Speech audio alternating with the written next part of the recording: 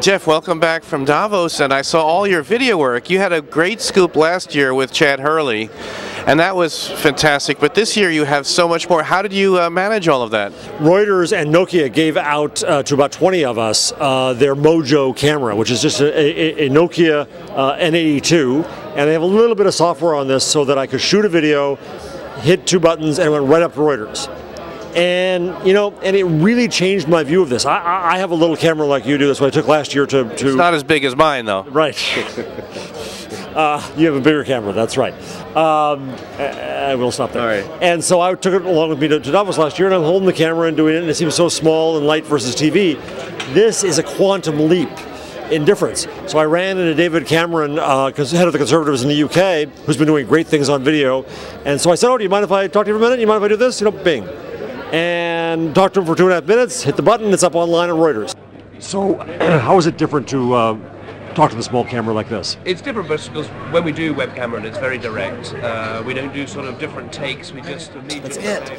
And it really changed my idea, I think, about the lightweight nature of this. Now also then, I followed what Jason Calacanis was doing at DLD in Munich and what Robert Scoble was doing at Davos, and I went to quick.com, QIK, and I got this today broadcasting live to the internet. That fundamentally changes the architecture of news, I think. Because if you think back to the Virginia Tech story, the tragedy there, where someone taped what they were hearing, really, they sent it to CNN, CNN took 2.5 hours to vet it and put it up, and that was really speedy. Well, now it's going to be live. A witness will share what they know live, and CNN isn't going to have the opportunity to have it sent to them and vet it and all that. It's going to be out there somewhere on the internet, and CNN's choice is, do we link to it or not? That changes the architecture of news and how it's done live, and so this little device, I think, is a bigger deal than I thought. It's also less intimidating in a way, right? Is that? I mean, with certain people like in Davos, I think, I have a camera. Oh well, he has a camera. Maybe he'll have a camera phone. I mean, does it help with access? Absolutely. I was talking to some Reuters journalists who had the same thing, and they were finding just that. That, oh, it's no big deal. Okay, you're just talking to a phone. What's the big, right? Well, you're talking to the world. Yeah. But I think that this really opened my eyes. I'm writing a post about it now, that there are new possibilities. So I take this to my students at City University of New York, where we're teaching journalism, and we thought it was a big deal. We were getting a little tiny camera like yours. This is a bigger deal. So how are you going to use? Are you going to use video more for the BuzzMachine for your own work, or it depends? Or what are your thoughts about the way what you do? I don't want to predict anything, because what happens is, I will confess, is that I get into fads, my personal fads, and I'll try to get into something and really work with it, and then I kind of let it go a little bit.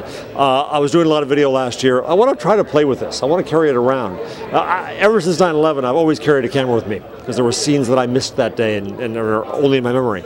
So I've always carried one. Now I'm carrying this little thing, and I think I'm going to try to do it more often. But we'll see. Yeah.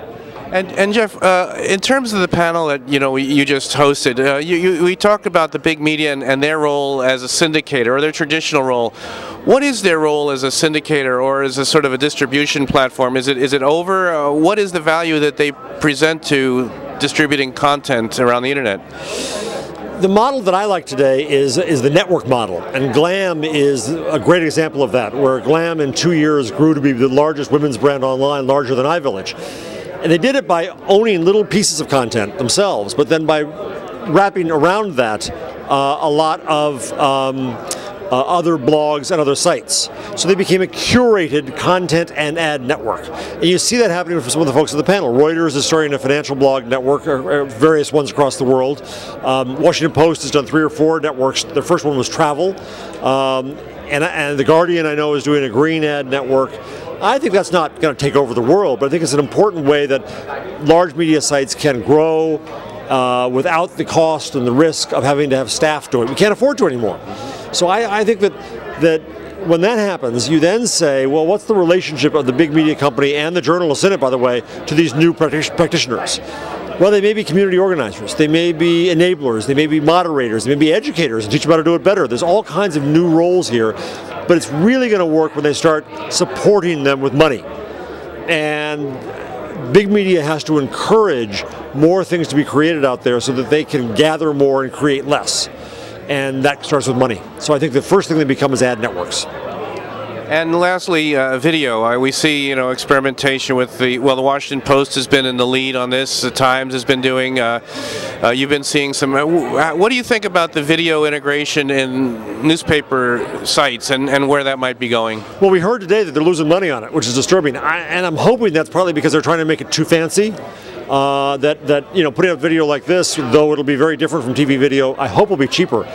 If you look at Kara Swisher of the Wall Street Journal, All Things D, when she has lunch with somebody, at the end of lunch, she'll pull out her flip video, $79, and say, do you mind if I just ask you a question? Same thing that I did. And I think that's the way we have to look at video, is that it's a moving picture. It's lighter and simpler, and it's snippets, and we don't have to produce it as pieces.